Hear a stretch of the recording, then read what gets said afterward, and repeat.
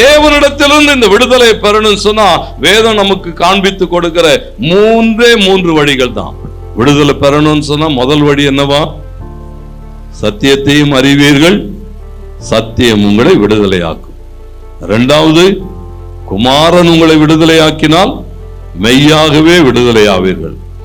மூணாவது, கர்த்தரே ஆவியானவர், கர்த்தருடைய ஆவியானவர் எங்கே உண்டோ அங்கே விடுதலை உண்டு. பாருங்க, இந்த அபிஷேகம் கிறிஸ்துவினாலே வருகிற அந்த விடுதலை, தேவ வசனத்தின் மேல இருக்கிற வாஞ்சை, தேவன் என்ன எதிர்பார்க்கிற சொன்னா இதுல நீங்க வளருகிற போது பாருங்க. ஒரு மனுஷனை நான் உங்களுக்கு காண்பிக்கட்டும். லூக்கா 19:3 நீங்க பார்க்கும்போது சகேயுவை நீங்கள் பார்க்க முடியும். சகேயுனுடைய வாழ்க்கை எப்படிப்பட்டதாக இருக்கிறது? அவன் கடந்து போகிற பாதைகளை பார்க்கும்போது வாசியுங்கள் 3வது வசனம்.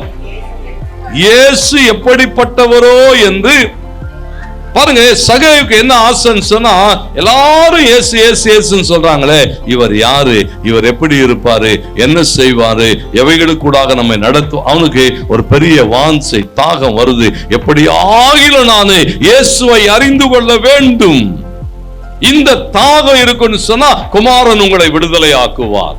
இங்கே சகேயுனுடைய வாழ்க்கையில பாருங்க, அந்த தாகம் இருக்கிறது, ஓடி வருகிறான். ஆனா வேதம் சொல்லுகிறது அவன் குள்ளனானபடியினால் ஜனக்கூட்டத்தின் நடுவே அவரை பார்க்க முடியல.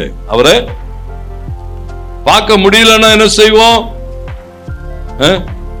திரும்பி போயிடும். பார்க்க முடியலன்னா திரும்பி போயிடும். ஆண்டவருக்கு மகிமை உண்டாகட்டும். பாருங்க, அடுத்த பிரயாசங்களா நம்ம என்ன செய்கிறதுல தேவனோடு கூட இங்கே சகேயு பாருங்க வருகிறான். ஜனக்கூட்டம் இருக்கிறது, பிரச்சனை இருக்கிறது, அவனாலே பார்க்க முடியல. அடுத்து என்ன செய்தான்னு போட்டிருக்கு தெரியுமா? இவரை நான் எப்படியும் பார்த்தே தீருவேன்.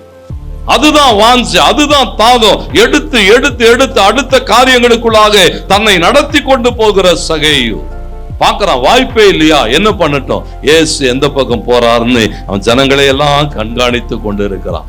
இயேசு நடக்க ஆரம்பிக்கிற திசையை அறிகிறான். என் வேதம் சொல்லுகிறது, ஒரு யோவான் சானகனை போல இயேசுவுக்கு முன்னாலே ஓடின சகேயுவை நீங்கள் இங்கே பார்க்க முடியும். ஓடினான்னு போட்டிருக்கு. என்ன செய்தானா? ஓடுறான் அந்த ரோட்ல. இயேசு இதில் தானே வராரு, நான் ஓடட்டும் சொல்லி அவருக்கு முன்னாக ஓடுகிற சகேயு ஓடி போய் என்ன செய்தானா?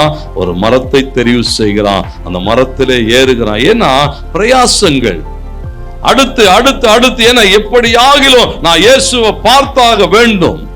40 நாள் ஜபத்துல பார்க்க முடியலையா, பரவாயில்ல, அடுத்து சொந்தமா நானே ஒரு 40 நாள் ஜபம், 21 நாள் ஜபம், வேதத்தை வாசிக்கிறதுல எத்தனை பிரயாசங்கள் பாருங்க. வசனம் சொல்லுகிறது, சகேயு என்ன தெரியுமா நினைச்சிட்டு இருந்தா? நான் இயேசுவை அறிந்திருக்கிறேன். மரத்துல உட்கார்ந்து அவர் பார்க்கறான், வந்து கொண்டு இருக்கிறார். இயேசுவை பார்த்துட்டான். ஓ, இவர் தான் இயேசுவா, இவர் தான் காரியங்களா? இயேசுவை அறிந்தது போல அவன் நினைத்து கொண்டு இருக்கிறான். வேதம் சொல்லுகிறது, எப்போ அந்த வாஞ்சை உங்களுக்குள்ள வந்துட்டதோ, எப்போ தேவனை அறிந்து கொள்கிறீர்களோ, அப்பொழுதே அவர் உங்களை அறிந்து கொள்ளுவார். இயேசு அப்படியே நடந்து வருகிறார். வசனம் சொல்லுகிறது, அந்த இடத்திலே வந்து இயேசு நின்று அண்ணாந்து பார்த்து சகேயுவே இறங்கி வான்னு சொன்னார். ஆச்சரியப்பட்டு போகிறான். அவருக்கு எப்படி என்ன தெரியும்? அவருக்கு எப்படி என்ன தெரியும்? யாரெல்லாம் தேவனை அறிந்து கொள்ள வாஞ்சியாய் இருக்கிறார்களோ அவர்களோடு கூட இருக்கிற தெய்வம், அவர்களோடு கூட நடக்கிற தேவன் ஒவ்வொரு நாளும் இந்த வாஞ்சை அவனை உயர்த்துகிறது. இரண்டாவது, நீங்க 1 பேதுரு 2:3 வாசிங்க சொன்னா, அப்போஸ்தலனாகிய பேதுரு சொல்லுகிறார், நீங்கள் வளரும்படி. நீங்கள் வளரும்படி. எதுல வளர?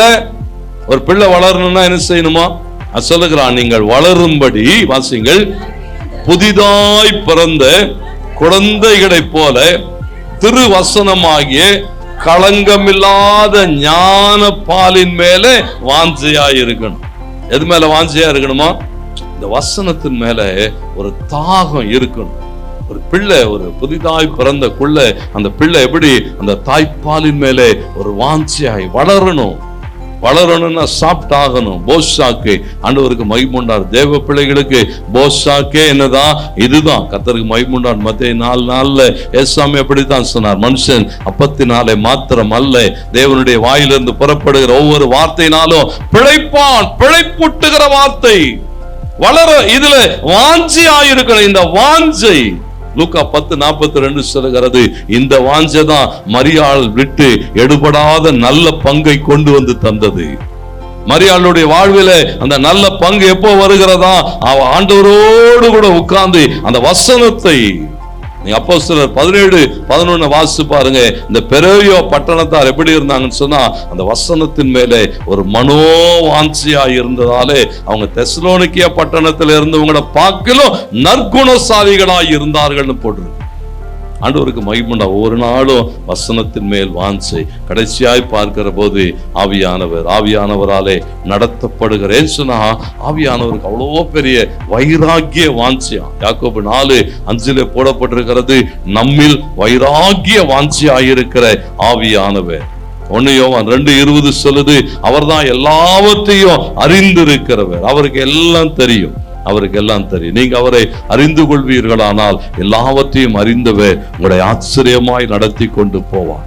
சத்தியத்தினாலே வருகிற விடுதலை, குமாரனாலே வருகிற விடுதலை, அபிஷேகத்தினாலே வருகிற விடுதலை, இதெல்லாம் பெற்று அனுபவிக்க கர்த்தர் நமக்கு என்ன செய்வார்? கிருபை தருவார். ஏன் சொன்னா, அந்த அபிஷேகம் எல்லாவற்றையும் சொல்லி தரும், கற்றுத்தந்து நடத்துவார். ஒரு பெரிய விடுதலையின் அந்த வாழ்க்கை எப்போ வரும்னு சொன்னா, இந்த தேவ சத்தியத்துக்குள்ளாக நம்மை நாம் அர்ப்பணிக்கிற போது நிச்சயமாகவே கர்த்தர் நம்ம என்ன செய்வாரா? எல்லாவற்றிலிருந்து விடுதலை ஆக்கி உயர்ந்த அடைக்கலத்திலே வைப்பார்.